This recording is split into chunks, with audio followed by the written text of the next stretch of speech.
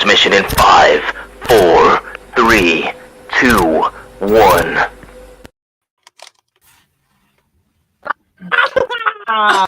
Welcome back to Outcasted OC on Halloween, everybody. We're going to be talking about possibly the greatest pay-per-view of all time because we all love it. When WWE takes that lovely plane ride to Saudi Arabia, I'm going to be talking about Crown Jewel this evening. What? So well, sorry. Did I scare you? My bad. I apologize. No, I genuinely thought you were away from your desk. Like you were. It was like he's got one job and he can't even do that. Yeah, you were like, oh, let's get started. So I put the countdown on, and then I just didn't see you. I was like, is he just up to left? He's just gone to the bathroom. Yeah, thought he could make it in time. I would say, don't you worry, I was playing a little goof and gaff on you guys. We have a special guest to discuss Crown Jewel this evening. Would you like to introduce yourself, special guest? Finally, after all these times. Hi, I'm Jazmin. And yeah, massive wrestling fan. Hell yeah. We've been wanting you on the podcast for ages, like a while, like since it started. So it's good to finally have you here. Last time I missed it, I was so annoyed. It's fine. Listen, don't worry about it. You're here now. That's all that matters.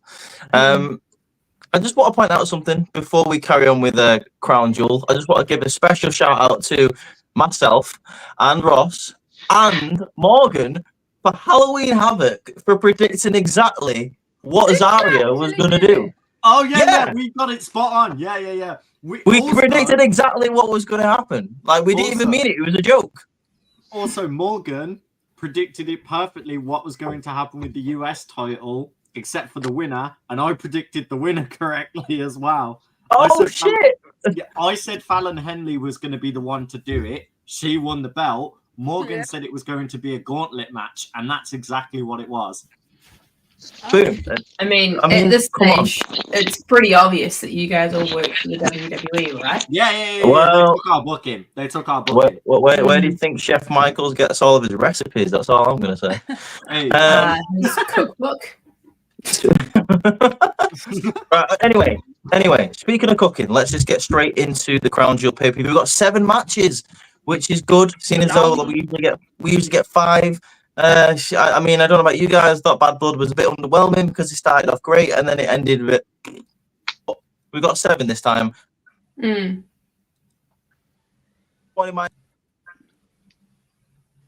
happy with the people that are going to be in this match. I'm talking the Women's Tag Team Championships. We have got a massive Women's Championship scene here. Like, I'm so glad that we're getting so many different teams from different brands. I like the fact that we've got that. Usually it's just, the champions versus a Raw tag team or a SmackDown tag team, but we've got a load of different people in at the same time. So I'm happy about that. I'm going to go with Courtney, first of all. Who do you think he's got this match and why? Can you just remind me of the teams in the match, please? Yeah. Off the top of my head, I believe it is obviously the champions Bianca Belair. I can list them all. Okay, go for it. Go for it. No, I genuinely remembered all the teams. Yeah, no. Go for it. Go on, yeah. Metaphor, Sky Pirates, which is Io and Kyrie. Then you've got, so I said Metaphor, Sky Pirates. Then it's Piper Niven, Chelsea Green. And then it is Bianca and Jade, because obviously they're retaining. Yeah. I think I'm missing one last team in there. No, it's just 4. Just those. Yeah. So it's all. I was going to say you would hope the champions, Jade Cargill and Bianca Belair, would be in the match. That would be helpful. The titles are on the line. I would hope they would be in the match. But Courtney, I mean, Ross, you just pretty much gave your prediction, so thank you for that. Courtney, do you agree with Ross? I do. I'm really happy that Metaphor is in this. I feel like those two in particular have definitely been a tag team within NXT that I've had my eye on for quite some time to come up to the main roster. I don't know if this is a main roster call up for them or not, but it really should be because obviously we've been seeing them on SmackDown and Raw the last couple of weeks and they kind of just feel like they fit in really well. think this is their time, unfortunately. But I mean, I'd love to live in a world where they do win the tag titles. I think the champions are definitely going to be retaining. I feel like there's a lot of issues going on with the other 3 tag teams that we've been seeing on NXT and on SmackDown and on Raw, that the champions aren't really involved in those kind of issues that we've got going on with, you know, like Damage Control. And obviously Metaphor and Piper and Chelsea, they all have their own conflicting issues with each other that I feel like Jade and Bianca can kind of just avoid that and just focus on, because as we've seen in past matches, you know, sometimes Jade and Bianca, when it comes to these like multi-women matches, aren't necessarily able to get the job done. So I'm really hoping that they do, because when it comes to WrestleMania, we know that like a match between these two, if Charlotte Flair is not ready, is a match that we potentially could be getting, but I feel like it's too early to potentially pull the trigger on beginning that singles feud. And I don't know how Jade's in-ring ability is with her being able to do like a one-on-one match with the types of Bianca, but I think she's definitely improved leaps and bounds. But I think the winners will be obviously the champions, but I would really love to see like a main roster call-up come out of this for Metaphor especially. I love that. I like the fact that the Metaphor in this match, like period, to be honest with you. I quite like the NXT touch to this match. I would love nothing more than Metaphor to win this, but I'm going to give my thoughts in a little bit. Jazmin, who do you think's going to win this? I think Bianca and Jade are going to retain. I love them as a tag team. I wasn't too sure at first, but since they won them, I've just really loved the storylines, and I think they gel really well together. I think they work really well together, and yeah, I want them to win. I really enjoy them as a tag team. I agree. I think the matches have gotten better. I think that Bianca has brought Jade up to her level. I mean, she still has some issues in the ring, obviously. Like, I mean, she's going to. She's still very young to the business. But I think the fact that you've got, at this point, a veteran like Bianca Belair being your tag team partner, I think it's really impressive. Obviously, the end goal is to have Jade versus Bianca at some point, probably at WrestleMania, maybe next year at SummerSlam at some point. If there was any time to start building that story, maybe it's now, because of like the multi-person matches. The last time this happened, Jade and Bianca did lose the tag team titles at Clash at the Castle. So you can make them lose the championships here, have them not be pinned, make them still look strong. But G, what do you reckon? So I like the idea of this match. I really do. And you know I'm an advocate for women's wrestling and I love women's wrestling. But in my eyes, this match is how can we cram as many women into a Saudi match as possible?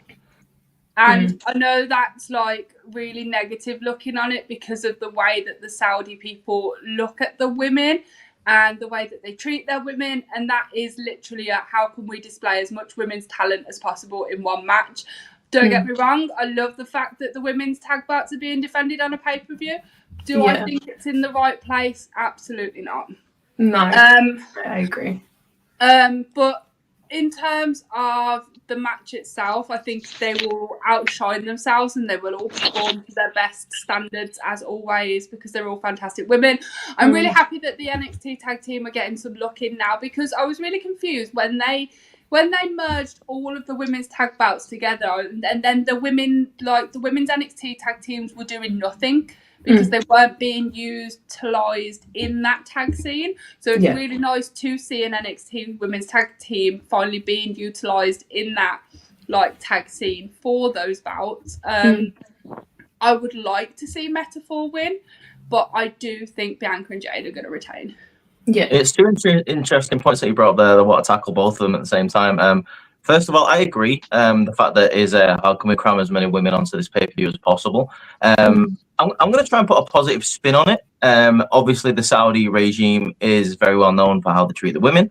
In my eyes, this is kind of a way of like WWE, as best as they can, standing up to that regime, saying, well, you're going to limit, the amount of women's matches that we have on the card. So we're going to put as many women as possible into those matches. And we all know it's not really the people necessarily that feel the same way in Saudi Arabia because a lot of the women get really good reactions when they come out. Yeah. So it's more of like the government and their laws and stuff, isn't it? Yeah, it's more of the royal family side of it that's the problem. you can look at it as a positive and a negative, but no way are you ever going to win, because there is a positive side to it, but there is also a negative side to it. Yeah, I totally agree. The other point that I wanted to tackle that you brought up was it's funny that you say and you mentioned why the women's tag team championships were merged with the NXT tag team championships back in the day. Because me, Ross, and Morgan were having a similar conversation last week, and we were confused as to why that happened. Seeing as though I would argue the women's, not just the tag team roster on NXT, but the women's division as a whole is stronger than both Raw and SmackDown combined. I Down agree. there. yeah. I always thought it was confusing. Yeah, okay, merge the tag team championships. Like, do you know what I mean? Like, get them both together as like one, make it a whole roster. I found it confusing how you then took the NXT women's tag team titles away from all of those women and didn't give them any opportunities to challenge for the tag title. It didn't make any sense to me. I think it's not a case of that. I just think they explicitly didn't say that NXT people can come and compete for this. I think if they had still merged them together, that's fine by me. But there was nothing communication-wise for them to say, actually, women from NXT can come up and challenge for these titles, or main rosters can come down and defend the titles in NXT. It basically was just NXT was not mentioned at all, which it's nice to see that finally NXT women are being included in this conversation, because as you've just said, and I completely agree with you, I think NXT's got the best women's division in wrestling altogether, whether that's tag titles or individual stars. I mean, did you not just see the lineup that we had on NXT this week? Yeah, 100%. I think they need to be using the NXT women more to their advantage, because the NXT women going up against a lot of the main roster stars, we haven't seen that before. That's new matches, that's fresh matchups for us as the fans, and it also gives the NXT women a little bit more experience with some main roster veterans and people who they haven't been in the ring with before. It works best for everybody, and I'm happy that they're finally starting to do this, but I'm really hoping this isn't just like a one-time thing for Metaphor and then they just go back to the way things have been in previous. I really hope that we get a really positive reaction from this match, and then WWE will see, actually, let's include more of the NXT women with the main roster stars.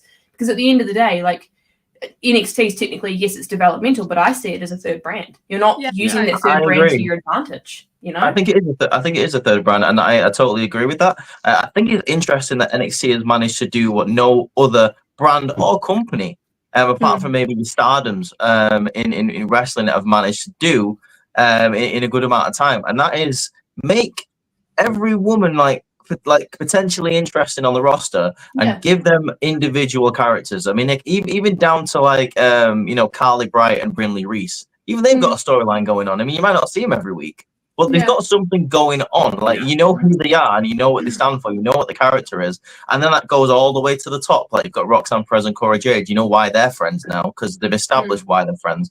Fatal Influence. I mean, they've been on TV for ages. The Metaphor.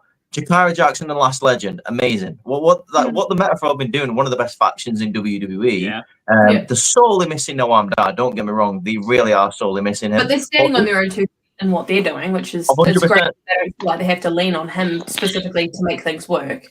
And that's what I like about the Metaphor. I mean, even Aura Mensa's been interesting since Noam Dar's been missing. And they pushed, and they started pushing him to just give him the chance to be like, you've lost your tag guy. Let's give you a chance to do some single stuff. And it worked. I think they just try to keep NXT as this thing that's just so incredibly under wraps that we don't want anything to tarnish it. But it's like, if you actually give NXT a chance and you give it more spotlight, like there's so many positives and benefits for everybody. I just don't know what they're scared of, basically, at this point. It's just kind of like, come on, let's try. For years, NXT was always referred to as like the best brand WWE had, and it feels like it's getting to that level of resurgence again. Like the main roster talent that NXT is presenting, like the main event scene they've got there, are all people everyone's solely interested in, both in the men's and the women's division. And like, as you rightfully said there, as soon as Rhea got involved and I saw Rhea standing with all of them, I was like, right, cool. I'd pay to see that match, and that match. They're foreshadowing so many different moments. Yeah. And it was really cool to have that. And it's nice to see they're actually establishing this whole new generation of this women's talent, because it's like the next. I think Bubba Ray or Billy, whatever his name is. I hate the guy, but he said something great on Halloween Havoc. He said this feels like the new generation of the Four Horsewomen. Yeah, I was just going to say that. And I kind of have to agree with that. The fact of you've got such amazing talent now dropping into NXT and gonna resurge the women's division. It feels like that again. And I think one thing I really just want to say quickly on that is, for me, I feel like there was always a negative connotation of people being in NXT. There was always the whole thought of, oh, they've gone down to NXT, or, oh, this person's just joined WWE, but they've gone to NXT. I don't feel that with this group of women, especially that we're seeing in NXT. I actually don't even see it as a bad thing, because if you are trying to make NXT your third brand, you need to have women in the cornerstone of that division, the likes of the Jordan Graces, the Julia, the Stephanie Vacker, the Zarias, you know, like you need to feel like you can have that cohesion down there, that you've got these established women that are going to help uplift the newer ones, the rookies, you know, your likes of your Kalani Jordans, your Brindley Reeses, your Rizzos, you know, your Roxanne Perez's, as you've said. I don't see it as a bad thing as these women being in NXT. Do I want them to be down there long term? Not necessarily, because I do feel like they do have strengths that can be used on the main roster, but being put down in NXT is no longer a bad thing in my eyes. If you're trying to establish that third brand, you need these kind of women to help the cause for increasing NXT and increasing its visibility with people. I don't know if you agree, Reese, but like that's just kind of how I feel. It's not a bad thing for me anymore. I totally agree. I mean, I would be watching it anyway, but I have the pleasure to review it for this channel. I'd like just to see it on a weekly basis, like the developmental of some of these people who came in, like had nothing, and then all of a sudden they're the main players. I mean, like Thea Hale's one of my favorite examples of that. Someone who I think could work on the main roster now, but they're taking the time with her, and the what's the word I'm thinking of? Well, actually, the development in like her, exactly. Every single week. Jazmin, I haven't really had a chance to speak to you about NXT. Like, have you got any thoughts about NXT? Everyone else has given their opinion of it. I think for me personally, I think it really used to be like the development program, and I think, you know, it was always used to be if you're in NXT, you're good, but you've still got a little bit of learning to do. That's how it came across to me. But recently, they put so much more, ever since they've been doing these like big pay-per-views for the NXT, they've really been giving these wrestlers who actually sometimes are better than some of the big roster ones, because I do think sometimes the main roster stars can get too into the storylines of sometimes. But whereas these, especially the women, I think their wrestling skills are incredible, and I just think that they you know, a development program in WWE is needed, but I think NXT maybe is getting to the stage where it should become its own brand, because some of the wrestlers in there, I mean, I never used to watch it, but now I watch it and I think it's amazing. So I think it's a case of now, like, NXT just isn't like a lower, but it isn't like the level below the main roster, if you know what I mean. But ever since, you know, it's been taken, ever since Shawn Michaels has been doing it, I just think it's become such a better brand. They've got so much incredible talent, and I'm really enjoying watching it. I think NXT needs to be there for a similar reason how I feel like WCW needed to be there, and well, on the other side, and WWE needed to be there in the Attitude Era. Like, you kind of like nipping at each other's heels to make each other better. Like, I feel like sometimes, I mean, not the wrestlers themselves, but storylines on the main roster can become a bit too complacent, a bit formulaic. Whereas on NXT, you've got a lot of people who are trying to prove themselves and get to that main roster position. So they're pouring the heart and soul into the storyline. They you know, they're making it as like believable and important as possible.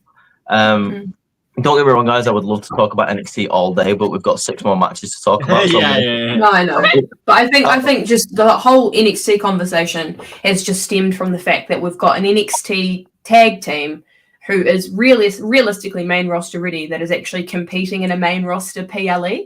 Like, that's the most exciting thing about it, and I'm so happy for the girls, and I really hope that they take this moment to kind of soak it all in and just have a really good time, whether they win or lose. Like, it's an amazing accomplishment to be an NXT tag team and be in Saudi Arabia at one of the biggest events for the main roster. Like, that's just phenomenal. I agree. And for the record, by the way, like, I didn't say my pick. I do think Bianca and Jade Cargill are going to win. Unfortunately, you also took my pick when it actually wasn't my pick. Oh, do you want to Yeah, give us I just went. You said they're gonna retain. No, You did. I But jokingly said, "Oh, of course they're gonna retain," and he took that as my Oh, actual. right. Okay, then who's your He's pick? gonna pick Oh, yeah, who's he Io gonna pick? Kyrie. I'm actually not. I'm actually want Metaphor to win, and that's how they get their Nice. call up. Guys, Okay, Because- that's fine. Because I think even without Aura Mensa and Noam Dar, that can still be on NXT. Like we've now made this whole discussion of how they can bounce from brands. If they've got that belt, they can still be NXT. They can still be Metaphor as the full group, and then still go to SmackDown and do double duty work with being the tag champs now. So I could see Metaphor winning this. okay. Hell I like yeah. that. Right. What's the next Fair matchup, sir? Do you know what? I'm going to go for the US Championship match. We're going to go for the triple threat, that being the champion LA Knight, defending the Yeah. championship against Carmelo Hayes, aka him, and El Idolo Andrade. I'm going to go for Ross because I feel like this is a match you're looking forward to. Tell me who you got. I and am why. not. I am definitely not. They destroyed all the hype and the actual fun of this. You do a seven. You do go to game 7, and I like storylines when they do the go to game 7. I was a fucking advocate when AEW did it for the fucking trios, so I was like, I'm gonna let these cook for the US title. It's gonna be interesting. We get to game 7, they completely fuck it because LA Knight's like, I'm the ref. I'm just gonna BFT both of them. Haha, deuces. I'm about to leave, and I was like, cool. They're going to make it a triple threat. 30 seconds later, Nick Aldis being like, you shouldn't have done that. It's now a triple threat. It's the most easiest booking writing, and it's not enjoyable. Like, they could have left it to this 7 match. They got a count out, or they both got knocked out and got a 10 count. And then LA Knight was like, fine, you both have gone to your absolute limit, but you haven't done that against me. I'll make it a triple threat. Because I get how LA Knight wants to have this whole argument of none of you are going to beat me. I'm that guy. Like, I'll keep the belt. Actually prove that, especially because you're on a babyface run, and how he did it felt more like a heel than the actual heels. So for the fun of it, I genuinely kind of want to see LA Knight drop the belt and see how he now loses his ego after losing a belt and trying Bro to just claw got his back. custom straps. What the heck? Stop Why would you it. say that? Because I want to see the whole, like, we keep having this whole argument of some people have better booking when they are chasing the belt and Yeah, not I get having I the belt. understand. And he had Got that. an amazing run to get the belt. Since he has had the belt, he has been in between 2 people getting to fucking 7 matches and doing nothing with it. Literally nothing. So I'm going to be that guy. Give it to Andrade because Andrade is more fun. Okay, that's fair. I mean, I just want to point out, like, a really good point that you made, and add to that. I want to point out how stupid LA Knight was in this situation. Seeing as though he has been in this position himself this year, and on the other side of that, do you all remember before the Royal Rumble when Roman Reigns interrupted a triple threat? And Nick Aldis said, "You dickhead, now it's a fatal 4-way." He just did it to himself. What did he expect? Exactly. Stupid. I don't understand. Like, he was literally there. Like, he's been there. What did you think was going to happen? You know? But I thought this was a bit of a weird situation for LA Knight. It was such a dumb heel thing to do from like one of your top baby faces on SmackDown. I didn't understand it whatsoever. I didn't get it. And Santos Escobar, I just want to throw him in there, brought up a really, really good point. Andrade and Carmelo Hayes have just been in the title picture now for what it seems like months, and they've not won. They've not been successful. They've lost every single time, not just to each other, but to LA Knight. Why are they both still there? I don't know. Yeah. Why are they filling up that title scene? So I had a conversation with somebody at work today that also watches wrestling, and we talk about it every now and again.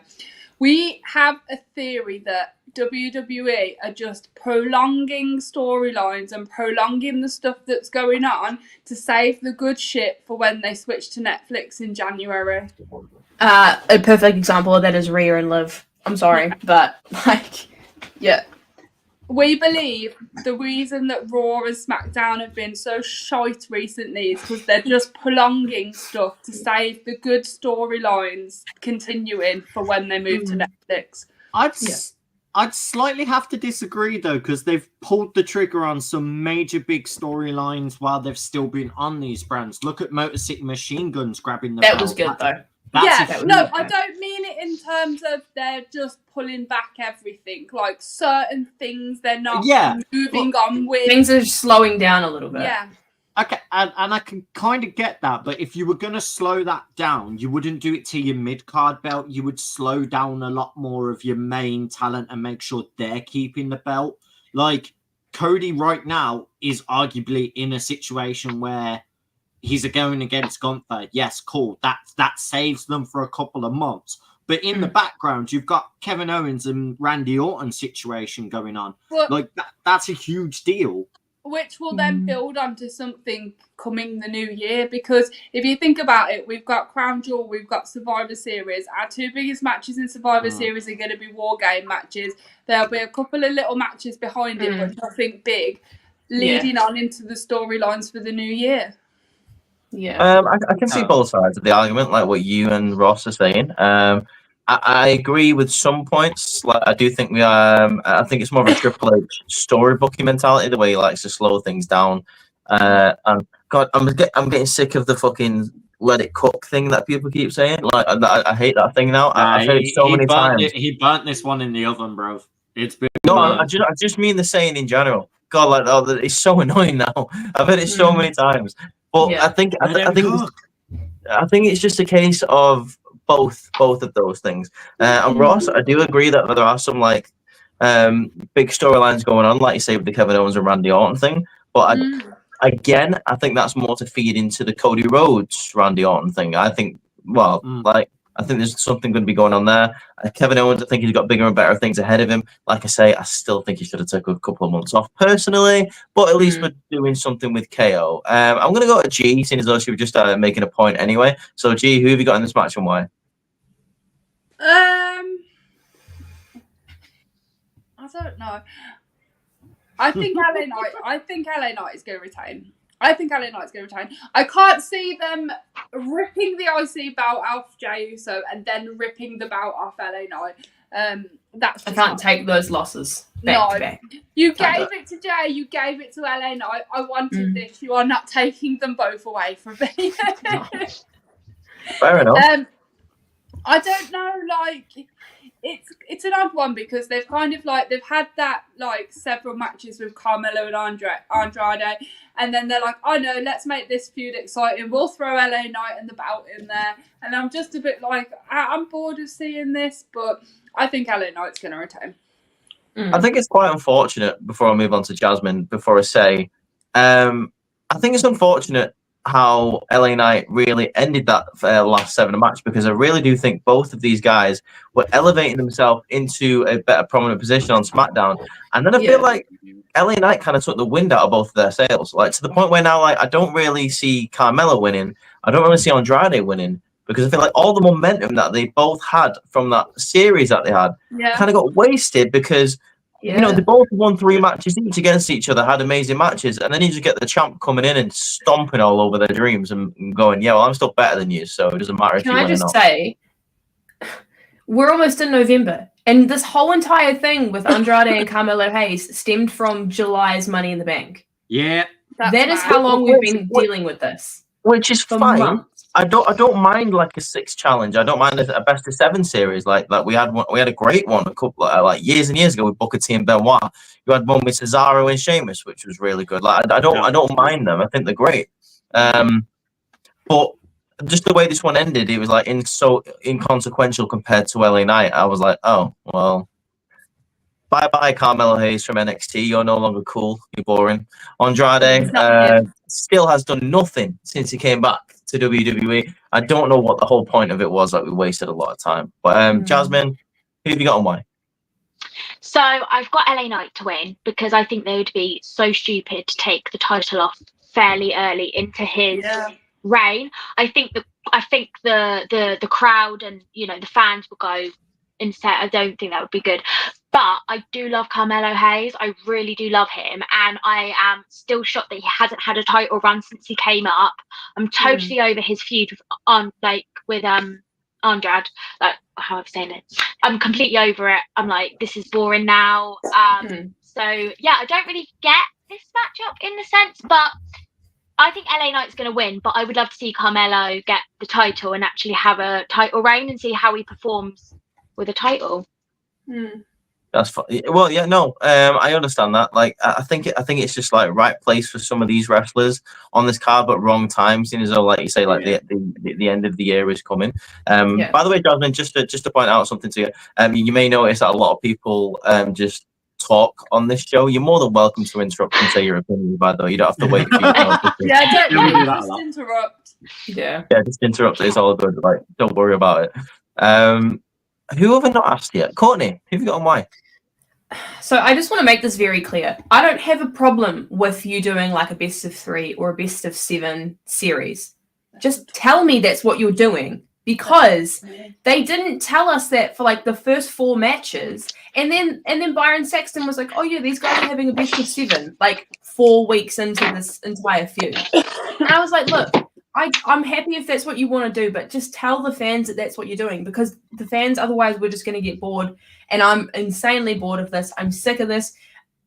Look, every single time we see an Andrade Carmelo match, it is very much the same thing. I understand why they're doing it to try and like elevate both of these guys. I just think it's done the complete opposite. It's kind of really watered down Carmelo's like momentum coming up from NXT. People were super excited to have him up. Obviously, people were super excited for Andrade to return. I know that I was. I just don't think this has done anything for either of them. And when you go ahead and put into perspective that these two have already had individual matches with LA Knight and not won the belt, why are they doing this again? Why are we trying to have them go for the belt again? Just, it doesn't make sense to me. I'm going for LA Knight on this one because, quite frankly, I do not, like, this is one of the matches on the card that I just don't care about. And I hate feeling like that. I hate feeling like WWE has messed this up so much in the build to the point where, like, me as a fan, I couldn't care less about this match. And I love LA Knight. It's a shame. It is a shame, and I agree with what you're saying. And again, I'll refer back to what Santos Escobar did. It's like a best of the losers series. Like, Carmelo wins 3 matches, he loses to LA Knight. I've got no problem with the tournament style like that. Just tell us that's what you're doing. But also have LA Knight do something else while the winner of this tournament's being decided. Because LA Knight's just been sitting there waiting for weeks for something to do. You could have had him go ahead and defend the title in an open challenge, doing something else while you have the winner of Andrade and Carmelo being decided. You didn't need LA Knight involved in that last match. Like, again, like you've got Andrade winning 3 matches, loses. You got Melo losing after 3 matches to LA Knight. I just don't understand where we're going with this. Like, I don't get it. I don't understand. I really think there should have been a different direction. Maybe I don't know, challenging Cody instead. I don't know. It's something instead of, like I said, it was like who's the best loser. And Santos Escobar is totally on the money. Like, these guys have been in the title picture for 2-3 months, done nothing, while he has not been on TV for ages. You've got the whole of Legado not been on TV for ages. What the hell are they doing with Giovanni Vinci? What the hell are they doing with like all the other big players on SmackDown, like Apollo Crews and Baron Corbin, people who really should be challenging for this championship? Baron Corbin had an amazing NXT run. Why is he not great on SmackDown now? Why did they not capitalize on that? I don't understand. It just feels like they can only focus on having like 1 or 2 people going after a title at a time. They can't have multiple because it's just too much for them to handle. They only can give a certain amount of time to certain people, and then other people have to wait until it's their turn. And as Santos said, it shouldn't have been Carmelo. It shouldn't have been Andrade. You literally just had 2 people that you just said there, Reese. I would have loved to see the Apollo Crews and Baron Corbin. Yes, they are friends, but they have to fight it out between each other to be able to go for this title opportunity. It is not personal. It's just business. That is the better way they could have thought about it. Like, And also to add to that, Santos could have done that with like his family. He could have fought any of Las Farios. He could have fought his boys and been like, look, we are familiar. It's our group. but in between these ropes, if you get a title opportunity or I'm taking it, sorry, we're gonna have to fight each other for it. yeah, It's such a tragedy that they're not doing anything. Honestly, I don't get why LA Knight was the person that could have interfered, because like as Reese keeps pointing it out, Santos turned around and said they're losers and it shouldn't have been them. So why didn't Santos come out and interrupt it? I think that could have been a cooler story angle. Oh, let's make it a fatal 4-way. Get Santos involved because he's just stopped the best of 7. yeah. Exactly. There's easier ways to fix the situation with the mid card, but they're not gonna. But I'm sorry. I mean, I'm going to go with LA Knight as well. This is a match again that I don't really care about. I think the biggest tragedy on SmackDown as a whole is that we're not doing anything with Angel Garza. Absolute tragedy there. I love him so much. But yeah, I just think at the minute, like the SmackDown mid card division is like it's a bit stale because we're not using the right people. But maybe that's a conversation that we can have next year. Like I say, let's move on to.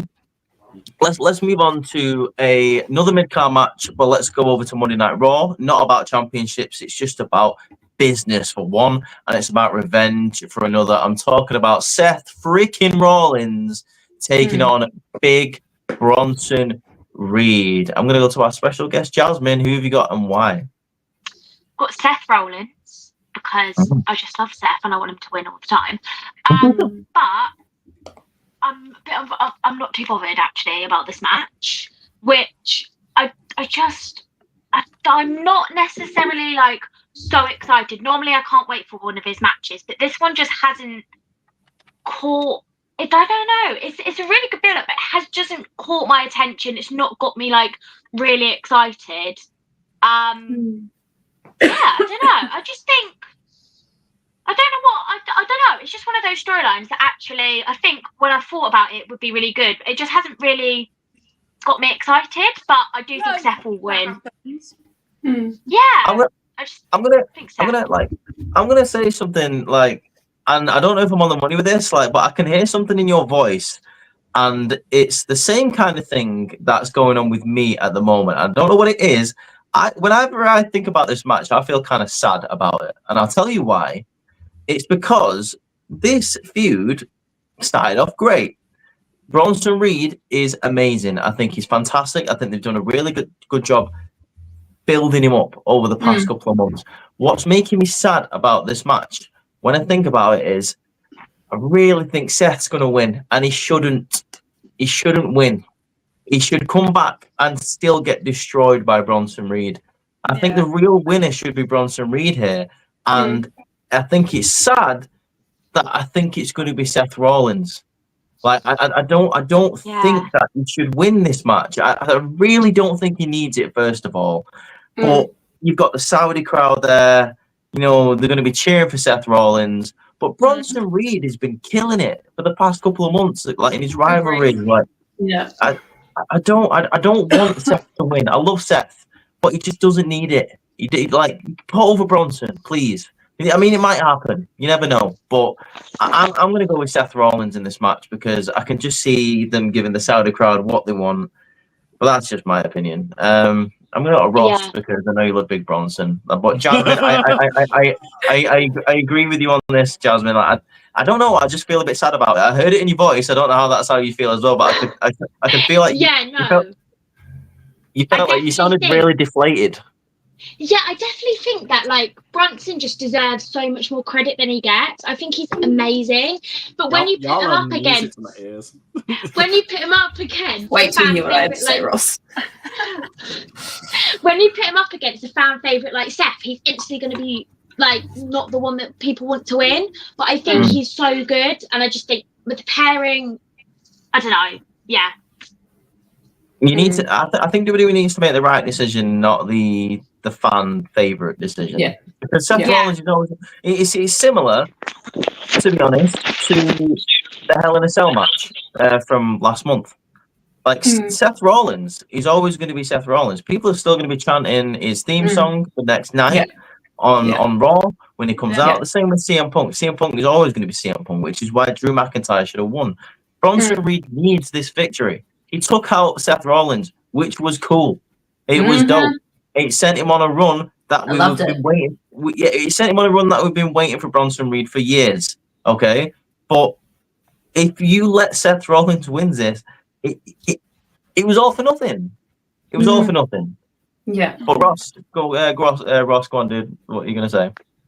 So, all I gotta say is, did y'all hear the warning and alarms? Because a tsunami's coming in because Seth Rollins is being taken out. Simple, clean. It's Bronson Reed. I am in the same boat as Reese. I can't see Bronson losing because you can't send him on a meteoric run like this. You can't carry on going this situation and have the whole, build, take Seth out, have him go against freaking big of a Braun Strowman. There we go. Got my words out. You can't make him go have like big meaty men matches, absolutely destroy each other. Also put Seth through a windshield, and you're going to take me to a normal pay-per-view match in a normal ring, and I'm meant to have my disbelief that Seth is somehow going to win. I can't. Like, I understand Seth is the fan favorite. I understand Seth is the veteran of the business. But man like Bronson Reed has beaten Okada. Man like Bronson Reed has not had his respect and his flowers given to him for years. This guy is my guy. He helped run TMDK, one of my favorite factions in all of wrestling. So I'm sorry if it's biased, but I can't see Bronson losing because they need a big powerhouse in the main event scene or around the mid card scene. And at the moment, I don't want to make it sound harsh to Seth. I don't see Seth in the main card event scene at the moment. I feel like if he loses to Bronson, it doesn't hurt Bronson. It doesn't hurt Seth. It will be a situation where it's like, cool, I tried to beat the guy that topped me out. I couldn't do it. Let's go actually back to where I need to take my direction and go back for the belt that I lost. That's how he can reinsert himself there. I love both of these guys, but yeah, it has to be Bronson. Sorry, not sorry. No, this is it. This is what I mean. Like, I agree with everything that you've just said. I just think it's going to be Seth, and it's a shame. It's going to be one of those things where I'm going to be watching it, and Seth will win, and this will be my reaction. I'll just be like, because he just doesn't need it. It's not necessary. Like maybe make it like a, like a rivalry, and let Seth win the second match or something. But like the first match back, Bronson just he's like, "Hi, you're back, bye." He just needs to be like that. But seeing as though you said you can't wait to say what you want to say, Cole, I'm going to go to you. Who have you got and why? Okay, let me preface this. You guys know how much I love Seth freaking Rollins. He's my boy. He's my homeboy. He's my rotten soldier. He is my good time boy, right? If you know what we do in the shadows, you know that. Anyway, I don't have him in this match. I'm fully going for Bronson Reed in this one. Yes! You know why? Okay, let me dissect my thoughts here. For me, Seth Rollins is at a stage in his career where he's accomplished everything he needs to accomplish, right? He can go for more titles, absolutely, but there is no burning desire or burning need for him to do that because he's already accomplished all of that. He is a Grand Slam champion. He is that guy. I don't think a loss would hurt him. Do I think that he is going into this match as a fan favorite?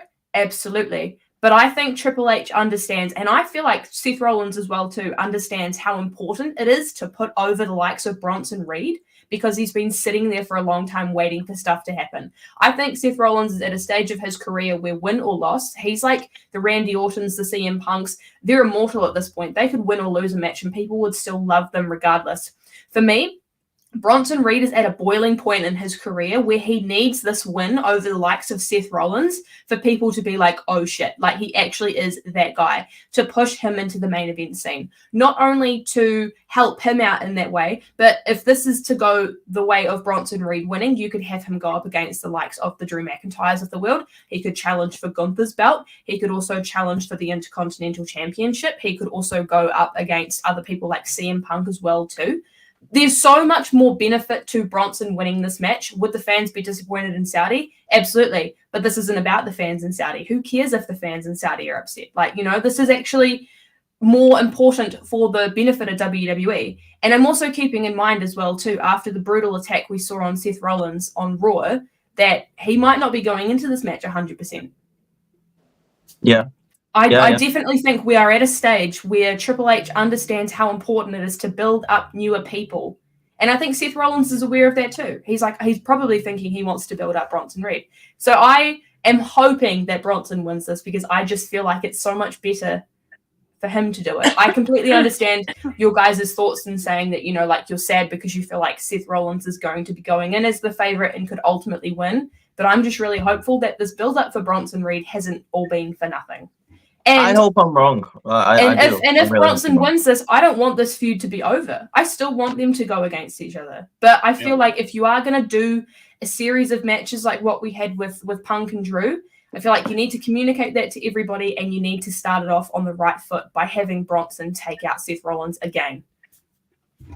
Sorry to shock you guys with my thoughts, but I just this is literally just I've been thinking about this for days and I'm at a stage where it's like Bronson has to be winning this match. Like this is just I don't see it going any other way. I don't see it going any other way. This for me feels the same way as when they built up Chad Gable and then they fucked that up. You've got another opportunity to do this with Bronson. Like, come on. No, I agree. Like I said, like I am praying that I'm wrong. I'm quietly optimistic. But not quietly because I've been quite vocal. I'm just very happy with what you said because like we're all in the same agreements of Bronson now. Like, yo, I'm just glad. I'm glad. Oh, hang on. We don't know if we're all in the same agreement. Gee, what? Nah, she's gonna say Seth because it's G. She's gonna do it to upset me. I know she is. She's gonna do it because I haven't said it. see, she's smirking and laughing because I know it is. I know it is. Obvious. She does this every time. So I'm going to pick CM Punk. Oh, wait, wrong match.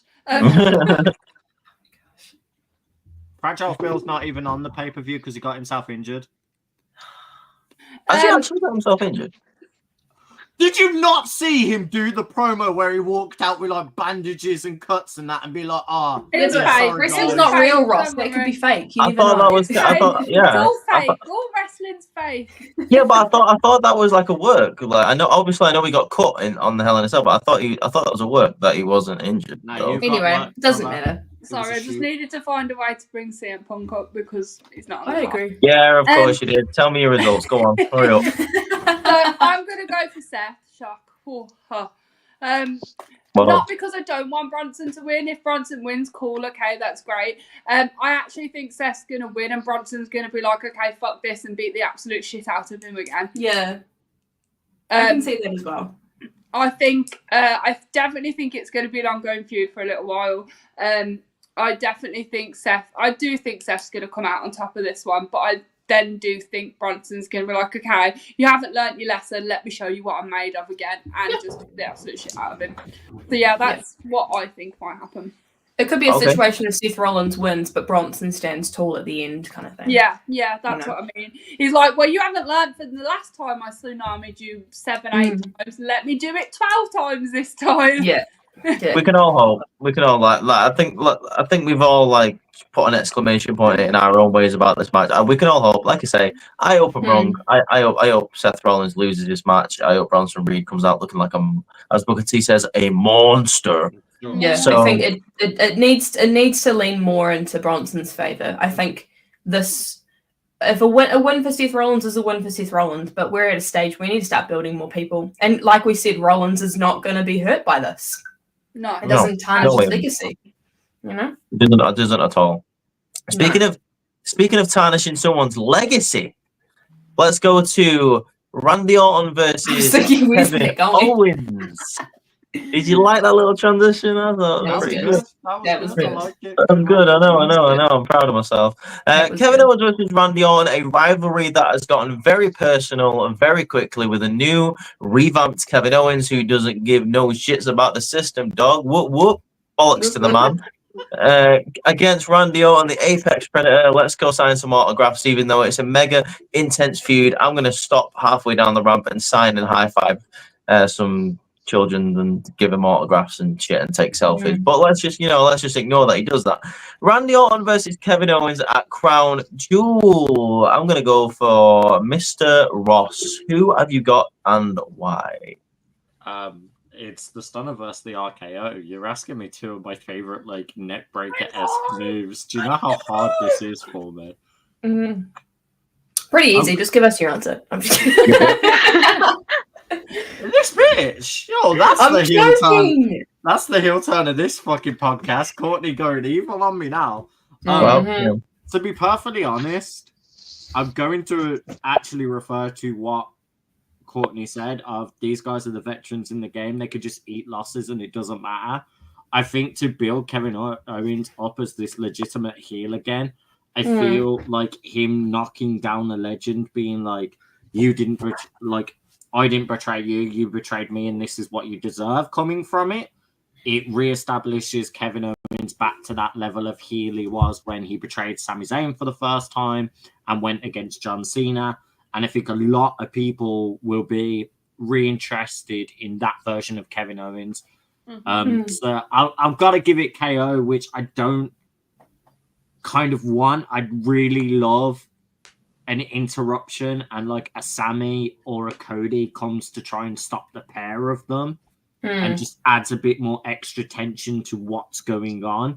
But yeah, it's I don't know. It's a really weird booking. Like I feel like the match was just added for people to get Randy's name on the card because a lot of people in Saudi like the legacy wrestlers and a lot more of the veteran wrestlers. And I've never seen Kevin Owens do a Crown Jewel, to my knowledge. I'm pretty sure he doesn't like doing the Saudi shows. So they really had to agree a storyline to make him do that. Yeah, Courtney, fact check me on this. I could tell you. I'm not doubting you. I'm genuinely like, I'm at a loss for thinking Yeah, about that's what it. I'm saying. Like, I don't quote me, but I'm pretty sure Kevin Owens has never done a Saudi show. Because I know he doesn't like doing them. I can't remember if he has done one or not. I know Sammy doesn't genuinely do them usually. Well, Did Sammy he do now. Night of Champions? Was that in He Saudi did, Arabia? yeah. Didn't he go No. up with? Yeah, that was. Wasn't Yes. it the first time Sammy was there? That was the first Yeah, time 'cause Sammy he and went- KO Oh no, so I That's feel the like Usos turned on Roman that night. Yeah. I think. Yeah. I think that's right. I think, Yeah. yeah. Has Courtney got an answer there? So I feel like we have seen him there, but I know that the only reason that he refused to was because of Sammy and because he's best friends with him. But I can't seem to find anything about his match. The only one that I know that he's had is this one, but I'll keep looking. Anyway, you guys can that's keep fine. talking. I'll keep looking. Yeah, that's fine. I'm gonna go to G. Who have you got in this match?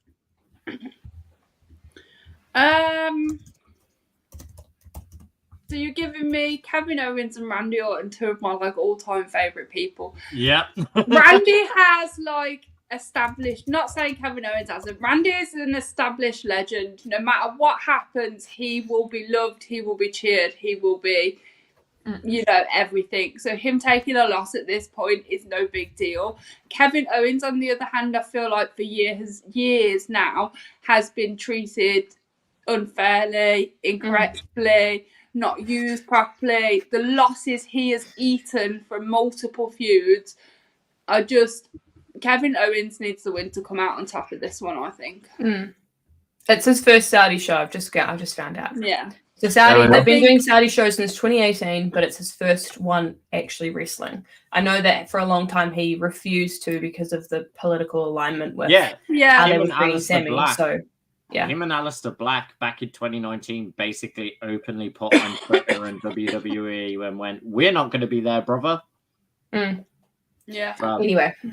I just Okay. think with the way Kevin Owens has been treated as much over the past few years, I think he needs to take the win at this point.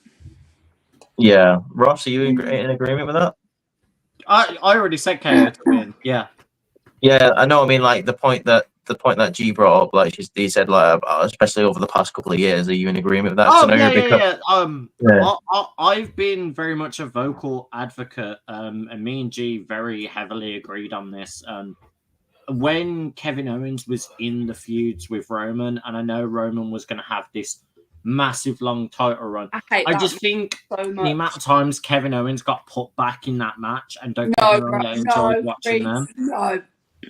I think Kevin Owens got really done dirty, especially Roman in that lost 10 that especially that 10 count one. Yeah, like Roman lost that match. Yeah, Roman was with the cuff and the ref just stopped, and it was like that really soured me on their whole feud, and I was like, okay, give Kevin Owens something decent after, and they didn't for like months on end. Got And, jumped like, off a freaking WrestleMania song. Come on. Well, Kevin Owens for me was one of the only people that had arguably a very strong promo against authority figures other than CM Punk. The whole promo where he literally destroyed Shane McMahon, where they were like, oh yeah, you came out, spoke to the audience, turned around and said about you're going to listen to the fans. But as soon as that happened, Shane McMahon started appearing on TV. And let me tell you, no one wanted that. I was like, right, Kevin Owens is that guy. If you need a promo to destroy someone, he can do it. And they just didn't use that enough. They wishy-washied him between babyface and heel, babyface and heel. And I'm like, just stick to one. And I enjoyed kind of the babyface run for a little bit with him and Randy. I was like, yeah, this is a fun little group. But now I want to see the heel again. I'm like, they've gave a reason to make him heel. And it's a good reason behind it now. I mean, yeah, I agree. I mean, I have no idea what you're talking about with the 10 count thing. But moving on, Courtney, what do you reckon? Who do you think's going to win this match? I think Kevin Owens has got this one, if I'm being honest. I think it's super interesting that they're building up this feud without Kevin Owens actually being physically present. I think it really is. It's not a bad thing. I think in my eyes, it really solidifies how much of a danger and how much of a threat he is to the entire SmackDown roster, and how unhinged he is, and how he could go off on anybody and attack anybody.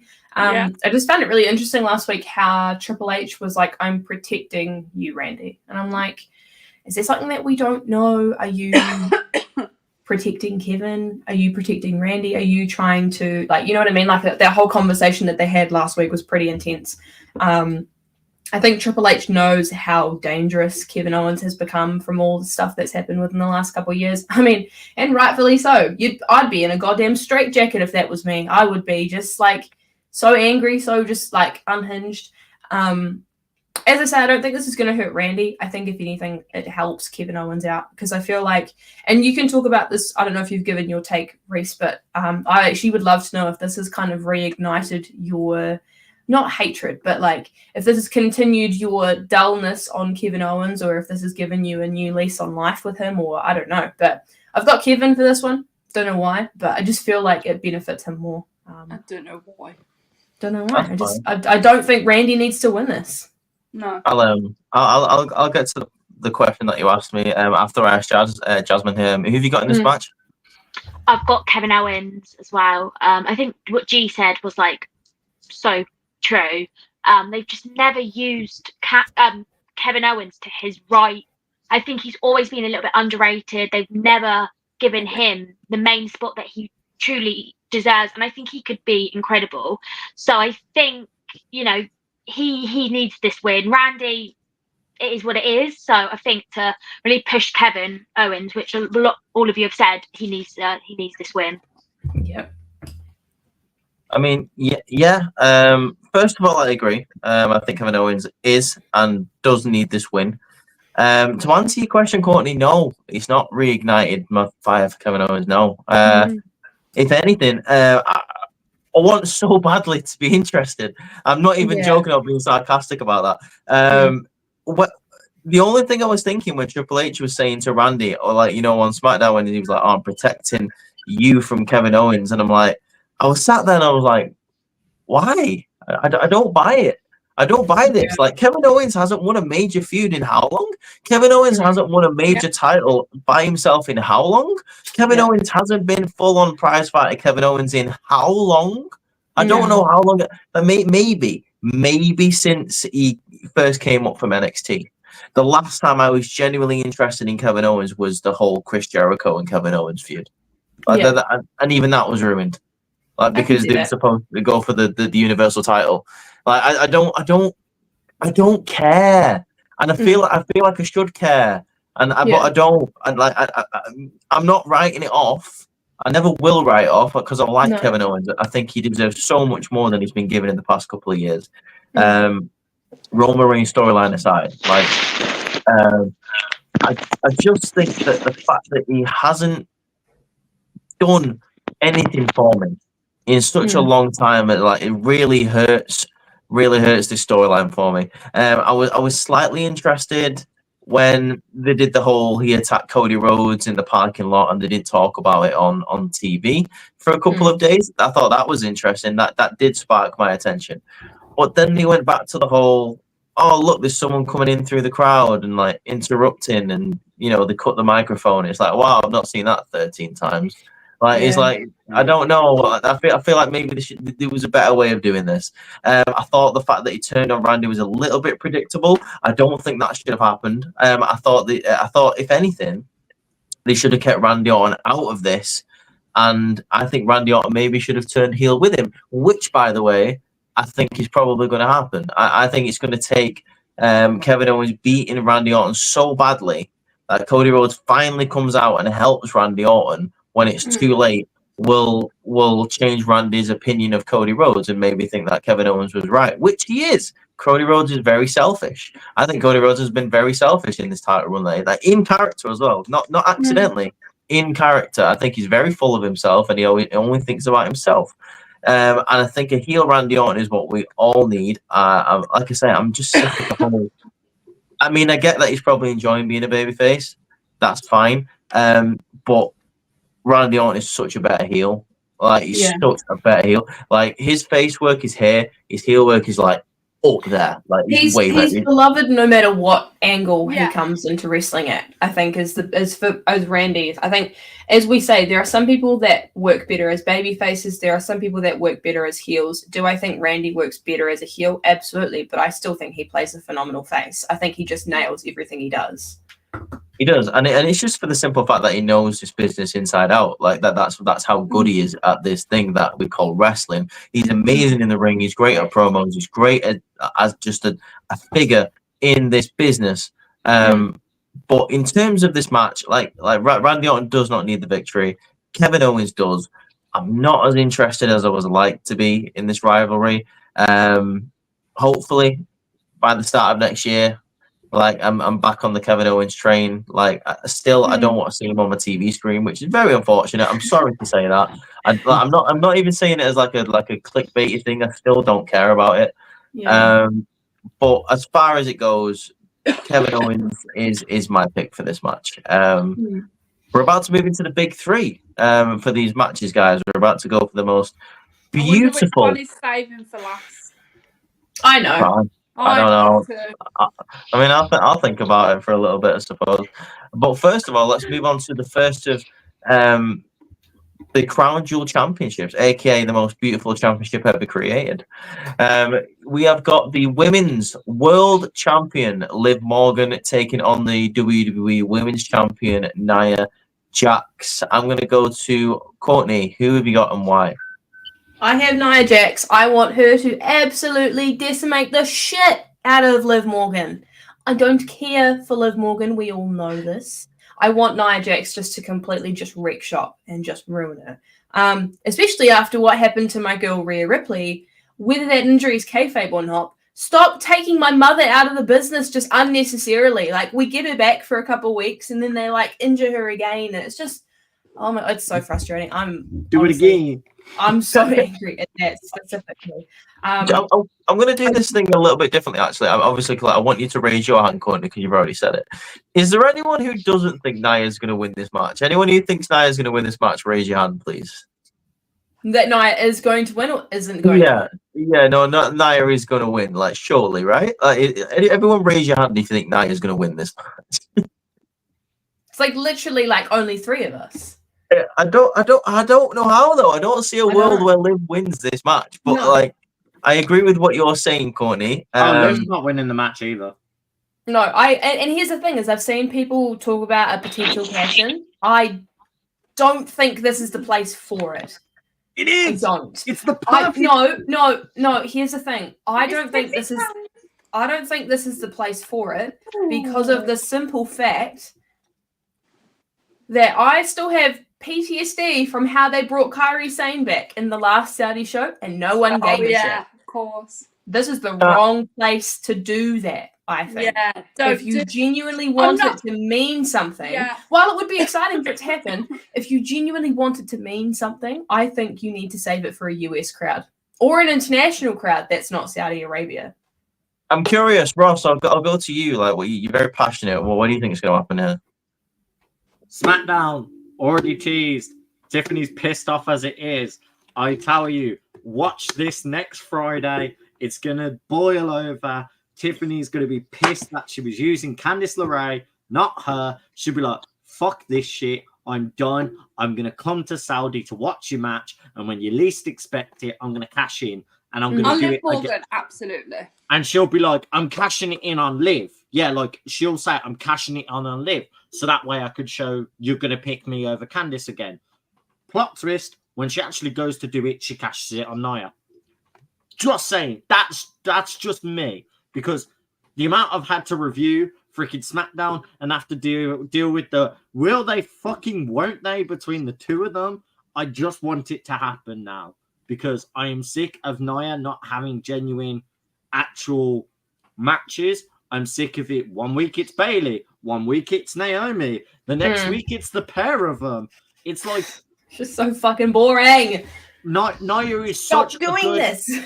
Nia is such a good talent now to push against other people. You have so many girls on fucking SmackDown not being used. Like, god damn it. Give Bianca a chance to go one-on-one with her. Still make Nia win, but that would be a fucking cool match to watch because Bianca probably being one of the only people I know, other than probably Jade Cargill as well, could power lift up Nia. Why don't we have the rematch between Nia and Jade because of how screwed over Jade got in the Queen of the Ring tournament? That as well. How have they sat on that feud and done nothing with that? I mean, Blair Davenport's around there somewhere. Yeah, I'm going to go. I'm going to go all the way back to near the start of this podcast where G brought up a very interesting point. And the point was our WWE like extending certain storylines until they get to like the Netflix era. Because this really feels like we're waiting for Charlotte to return. Like, really does. Like, this stretches out, and I'm like, every single time we get past like a certain chapter in women's wrestling on SmackDown, I'm thinking, where's Charlotte? Where's Charlotte? Where's Charlotte?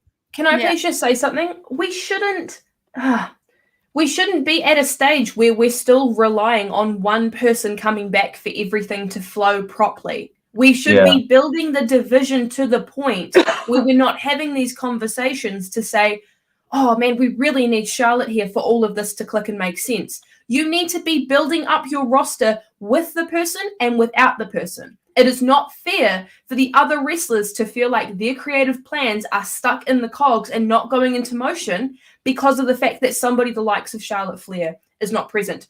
Do I think that Charlotte Flair makes a good women's division? Absolutely. But to say that she has to come back for everything to make sense is not fair to the other women who are there week in, week out, trying to make it work. Don't rely on just one person.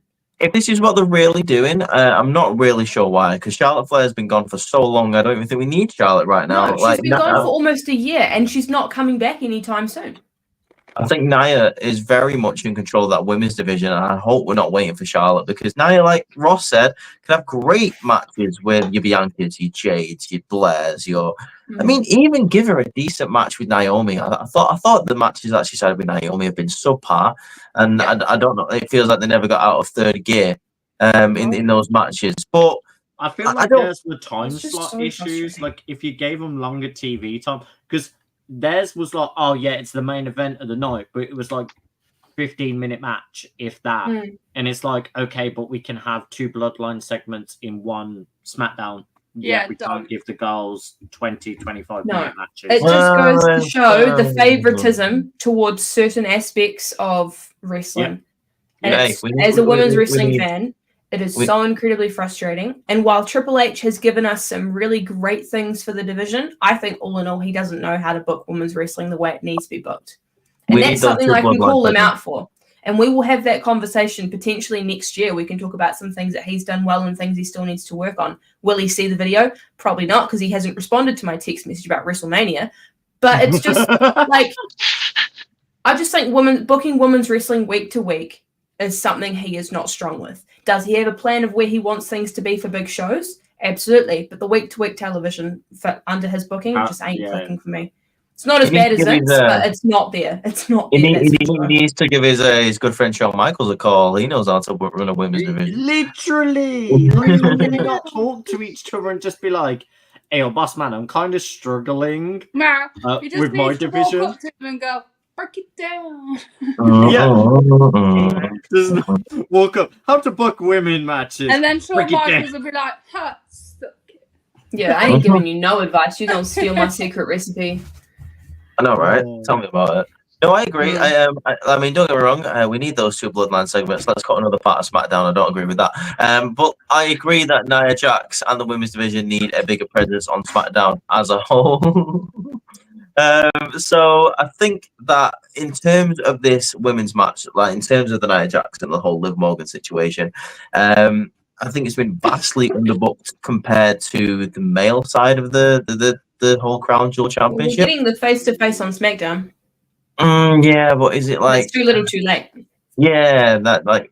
I get that we've had Liv Morgan come over to SmackDown a couple of times and, you know, like, talk her shit. But I don't know, I feel like they should have done a little bit more. I think this match hasn't been built up mainly just because Tiffany Stratton has been really sort of like wrenched into these plans for some reason. I mean, I know like they want to... or they want other people to think that, you know, is she going to cash in? Is she not going to cash in? It's like, I thought this match wasn't supposed to be about that. It's supposed to be who's the champion of champions. But I digress. G, who do you think is going to win this match? Oh, Nia. It was a hard one because we were stood talking today again at work because I was talking to my friend about it, and we were going, oh, the men's one's quite easy to predict, but I don't know where they're going to go with the women's. And then the more I thought about it throughout the day, I was like, it makes sense for it to go on Nia, so I'm going to go for Nia. Yeah, it does. I can't argue with that. I can't argue with anything. Well, yeah, I think we've all brought up the points as to why Nia probably should win this match. Jazmin, have you got any more points that you want to add? I hate Nia Jax. I can't stand her. I don't like her.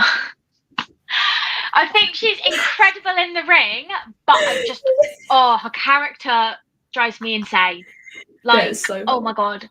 So, although I do think she should win, I don't want her to win. So I want Liv to win, and I want Tiffany to come in and cash in on Nia, but I want her to do it in case of like people think she's going to cash on Liv, but she does it on Nia, and then maybe we can, you know, I just can't stand Nia Jax, and I just want that title stripped from her, and I want Tiffany Stratton to get a title because I'm obsessed with her. She's just amazing. I love Tiffany as well, but something about the Saudi crowd. I just don't. Listen, I will take that booking, Jazmin, because that is exactly my booking. Except, you know, I like Nia's character, but yeah, no, I think it's fun. Tiffany just has it. Like, yeah. Wait, you picking Liv to win, Max? No, I said not neither to win. I said Tiffany cash in. That was my prediction. Someone's gonna win. Okay, Nia will win because she'll freaking throw Nia on top of Liv, and then when it's like, if she's gonna cash, she's gonna cash after, not before. Yeah, as I just said, not necessarily true. No, she'll knock out Nia. This is how. Here we go. I've got it. She'll knock out Nia when Nia goes to do the Annihilator on Liv. So Nia will fall, pin Liv, and then she'll cash in because she's hit with the briefcase, cash in, and then she'll roll over Nia and do it that way. And with Nia already on top of Liv, hang on. And with Nia already on top of Liv already, she hits the prettiest moonsault and wins both championships. That's what I just said. She Ding, was ding. like, I'll take that. Give her both. I would- Give her the Roman run. Give her both belts for like 4 years. Let's go. Oh, wow. I would love Tiffany to cash in during the match. I would love that. I feel like just that. want it, yeah.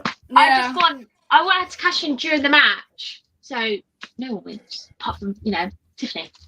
For the record, I'm going with Nia Jax as well. So yeah, that's just my choice. Let's flip over to the other side of the Crown Jewel Championships. We have got the American Nightmare, the WWE Undisputed Champion Cody Rhodes taking on the Ring General Gunther. I'm going to go to you, Ross. Tell me who you think is going to win this match and why. I genuinely don't care who wins because the belt is so ugly. It's like they've both got better looking belts that are already on their shoulders. Mm-hmm. Like, genuinely, I don't think the belt looks shit.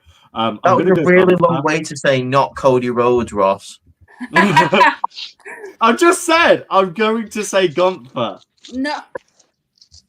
Yay!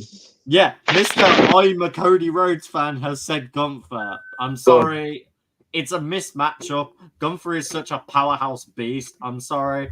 As soon as Cody tries to hit the freaking crossroads, I could just see Gunther counting it and then hitting his powerbomb. Like, it's easy. Just give it Gunther and be done with it. Love it. Jazmin? I'm going to be honest. I actually don't really care. It's the match. It's the match on the card that I just don't really care. But don't like Cody, so I'm going to go with Gunther. Love it. Love it. Yes. Yes. Courtney, please continue the streak. I'm going Gunther on this one. Come on. Like, Let's I go. understand that people want Cody to win, but I feel like but listen, I think potentially if we're in a situation where Randy beats Kevin, I can see Kevin going after Cody again and costing Cody. Okay. G, That's who do you a think? valid shout. I didn't even think that. G, continue the streak. We're on a roll here. Don't do it. She's Don't not do it. going to. Don't you do it. Is she saying adrenaline in her soul?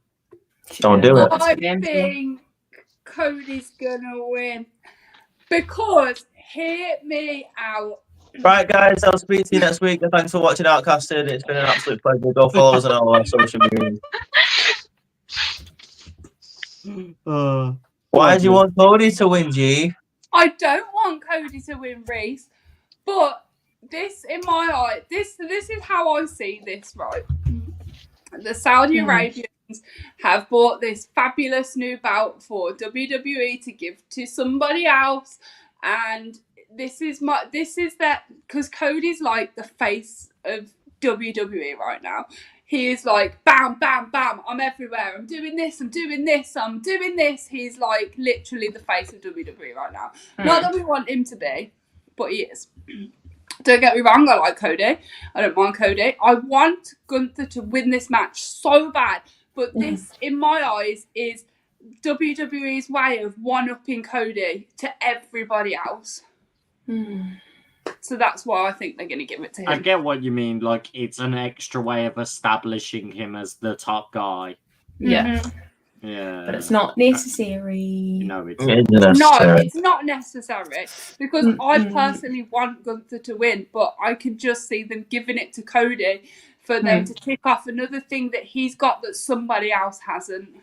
Yeah, true. I think Yeah. I have a feeling that this match is going to end in shenanigans.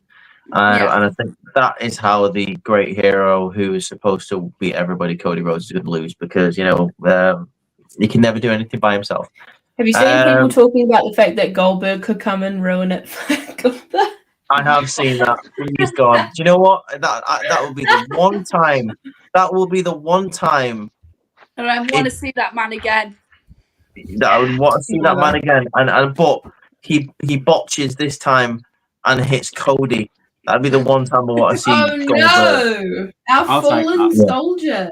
I'll take Oh that. no! I've accidentally hit the jackhammer on the wrong person. My bad. Oh no! I couldn't see when I was running with the spear. I ducked my head down. I only saw the ground. I thought I speared Gunther. Crap, Gunther doesn't have a neck tattoo. No, Goldberg comes in, spears Gunther, and then Gage Goldberg comes in and beats the shit out of his dad and Cody Rhodes and throws Gunther on top of Cody. Yeah. In all Okay. seriousness, in all seriousness, Goldberg, stay out of Saudi Arabia, stay out of my life forever. I Yes, want I Cody Rhodes to lose this match so badly, and it's not just because I don't like Cody Rhodes; it's because he doesn't need it. And Gunther just looks great with all these championships on him. I think Triple H loves Gunther. I also think that if we're going to be saying that Kevin Owens is going to be beating Randy Orton, I think this is the next step in the night for him. I think he's probably going to be costing Cody Rhodes this match. So we set up a final match between those two. I think we might be getting that maybe a Survivor Series because neither of those are going to be in the War Games match. So I think Gunther needs this more. I just do. I think we need like a stellar year from Gunther. That just makes my soul happy. So I am going to go with Gunther in this match. Gee, I'm not going to put you under too much pressure, but before we get to this last match, do you have the point system there in front of you, or do you not have it? I've always got it. Always. You've always got it, right? Okay, so Jazmin, I'm writing down the predictions. Of course, I have it. Okay, well, Jazmin, in case you didn't know, throughout the year we have been doing predictions, obviously, but we've also been keeping track of how many people get right. The guests are also included in this, so whenever the guests do well, the guest points do well. But G, I'm going to let you read out the stats as of right now. Okay. Well, we can all guess who's in last place. Hey, yo. Look, don't disrespect. We wouldn't have known if it was you if you didn't say anything. If you just outed yourself. Just as Jazmin might if not have known it was you. Yeah. Spoiler alert. Disrespect. So, spoilers, Ross is in last place with 33.5 out of 55. No, 58, sorry. Next is me with 41 out of 58. In third place is Reese with 42 out of 58. The guests have taken over to second place with 44 out of 58, and still in a staggering first, as she has been most of the year, is Courtney with 49 out of 58. Yeah, I've slipped in the past two pay-per-views. I feel like I can only hold this weight for so long. I feel like You've only got 2 more pay-per-views. I know, but look, Triple H is a mean man. Anything can happen. He can secretly be watching this podcast and be like, I'm going to screw her over. Do you know what? We're fucking cooking in NXT pay-per-views next year. I don't give a shit. You guys are doing NXT ones next year. We've already decided this. Bro, we would have got so many more extra points for NXT predictions at Halloween Havoc. We basically remember we already decided you two are doing NXT predictions next year. Yeah. Oh, so it's what? So I'm in an extra competition against the guy who reviews NXT to the guy who just watches it casually. I'm screwed. No, you'll be fine. Another thing for you to say, you came last up. Oh! Hey! I'm just going to put it out there.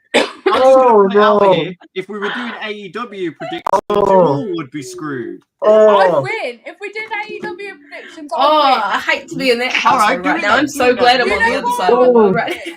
I'll just message my bestie and find out the results before they've even happened. There was a casket match in NXT, but someone just got buried alive on this podcast. Yay!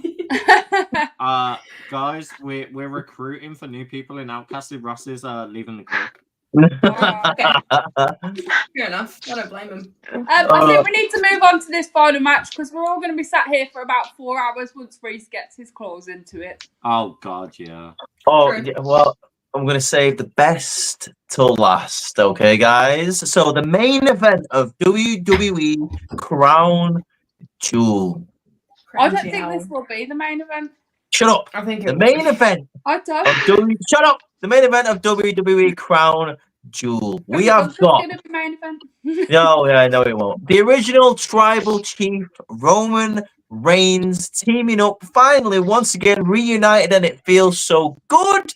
The Usos, Jimmy and Jay, taking on the new bloodline, that being your tribal chief, Solo Sikoa, and whatever other members of the bloodline. I'm assuming Tangaloa is not going to be wrestling because no one wants to see that. Tama Tonga and Jacob Fatu. The hot one. Can I just make a statement really quickly? I find it so interesting that they've done pre-tape for this week's SmackDown, where the spoilers are obviously that the three of them reunite. But some idiot announced the match online before we've even seen the fact that this has happened. Yeah. Like, I normally stay away from spoilers. I'm pretty good at it at this stage. But, like, how can you be so stupid to put that out online before we've even seen them say physically in Before it's Because even people been are going to announced, spoil yeah. it anyway. Yeah, I but don't it was it's just so stupid. I understand, but it's just so stupid. I saw it and I was like, but I haven't even seen SmackDown yet.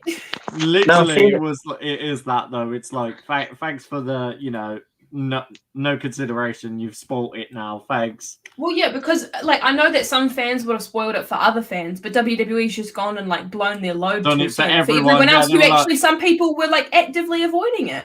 I mean, in Yeah. all fairness, it was pretty obvious it was going to happen. So it's Yeah, okay. sometimes you just need to have it like confirmed right in front of your eyes, and you can feel Exactly. good about it. Yeah. You know? Seeing as though we've been waiting for so long to have you as a special guest, and because you are a Yeah. special guest, I'm going to give you the first pick. Jazmin, who have you got and why? I could talk for hours about this match. Don't think that's much of a surprise.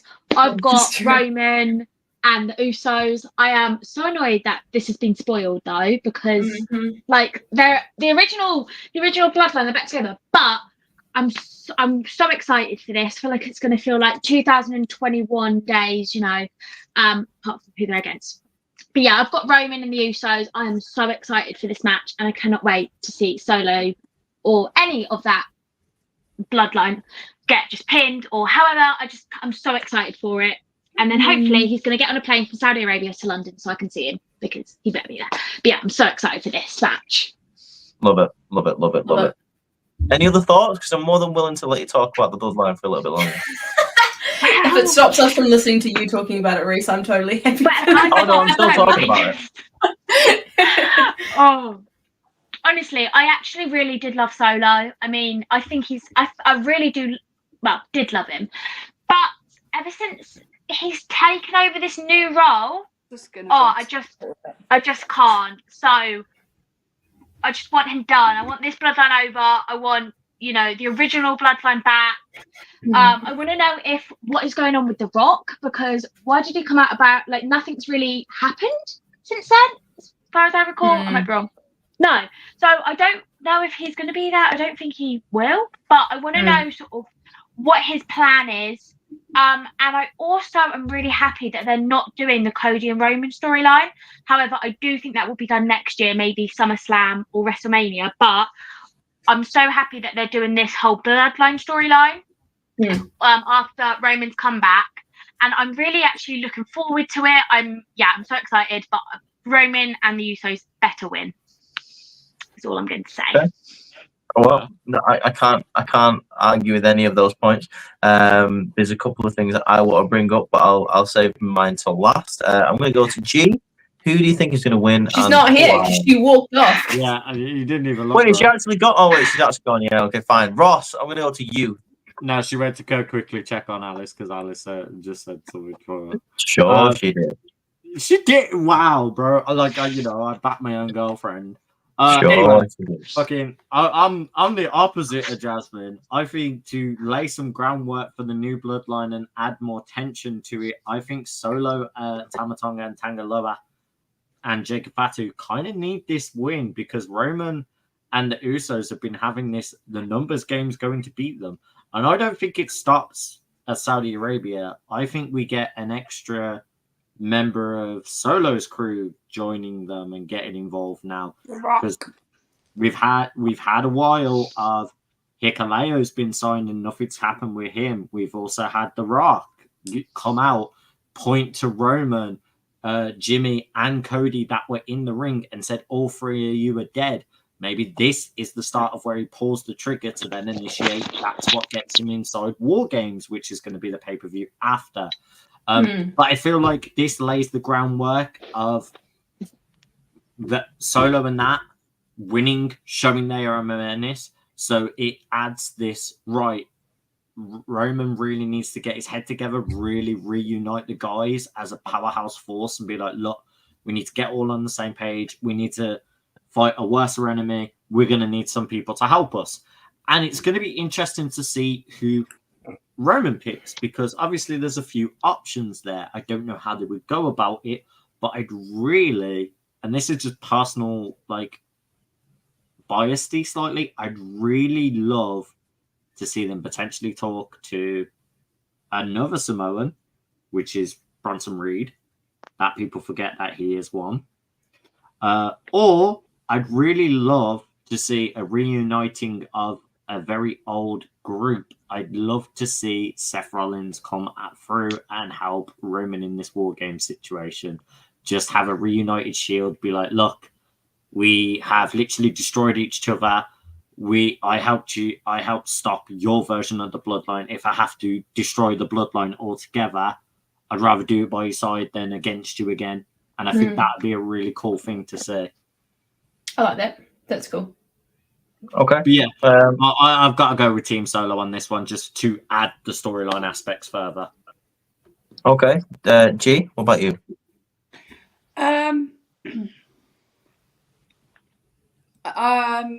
I don't know. It's a hard situation because, like, I love both of the Bloodline sides for many different reasons.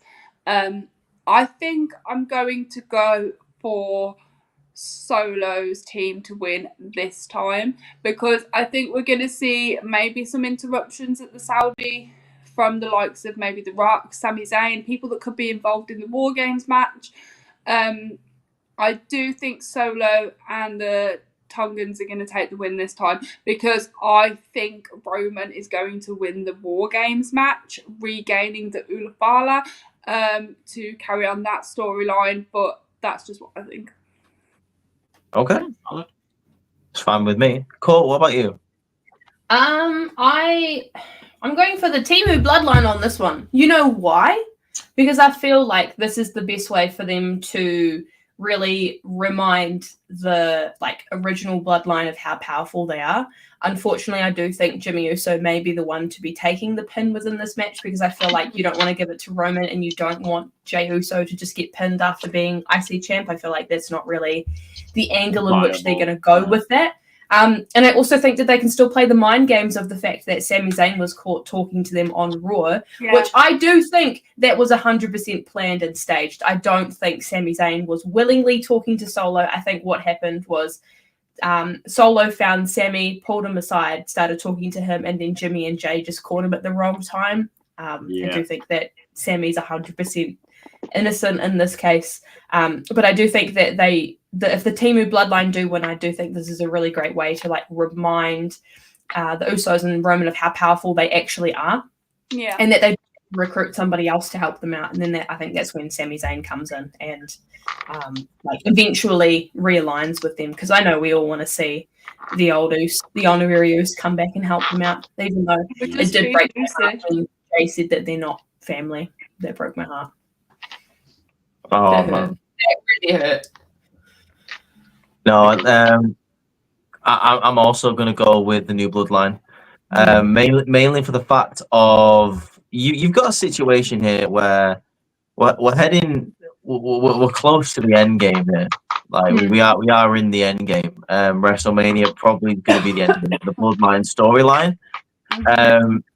I said this last time on the Bad Blood predictions video that the new Bloodline really need a victory. And this is the last chance for them to look dominant before the War Games match.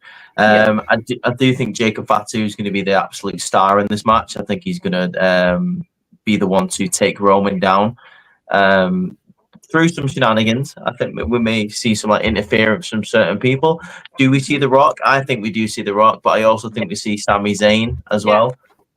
I think Sami Zayn maybe appears after the match, where let's say Roman and the Usos are outnumbered and they're getting beaten down by the Tongans and Solo and Fatu. they come down to, he comes down to save the day, and maybe that's when we get The Rock coming out, and that's what builds up. Well, that's Yeah, it. They say it's a that's- 3v3, but that fourth bloodline member on the other side is 100% being involved at some point. Well, this is what I'm saying. So, like, when it eventually comes to War Games, which I think Solo is going to lose, I think that's when The Rock gets involved and says, I gave you the chance to be tribal chief. You let me down. Now it's time for the final boss to take over. Like I said, we're in the end game now. Because I do think one of the WrestleMania main events is probably going to be The Rock versus Roman. I think it has to be, really.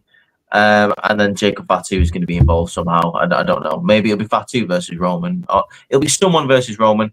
I think by the end of next year's WrestleMania, we're going to be seeing Solo turn babyface and maybe go back on Roman's side. I think I also mentioned that in my last predictions. Because I think he's been put up to this by The Rock, losing his consequences. If he loses the War Games, losing his consequences, he's no longer got the Ulafala, he's no longer the tribal chief. But I do think they need this victory, just because like Roman has just been kicking their asses ever since he came back. And now since Jimmy and Jay have come back, now, somehow now that Roman has got an ally in Jimmy, he has gotten weaker somehow. Not sure how that works. But now he's got Jimmy and Jay back on his side. Yeah, it's going to be a formidable team. We've got the original bloodline. Almost. It's not going to be enough to take down the new bloodline. We need one more member, and that's going to be the honorary Uso, Sami Zayn, heading into Survivor Series War Games. We're going to be having Tangaloa, Tamatonga, Jacob Fatu, and Solo Sikoa taking on Sami Zayn, the Usos, and the original Tribal Chief Roman Reigns. But that's my predictions. Any other thoughts on this pay-per-view, guys? What I will say, as a hardcore Roman fan, it is quite nice that we are like, could he win? Because towards the end of his title reign, I think we all knew he was going to win. So I'm really enjoying now, like, actually, like, wondering if he's going to win and having, like...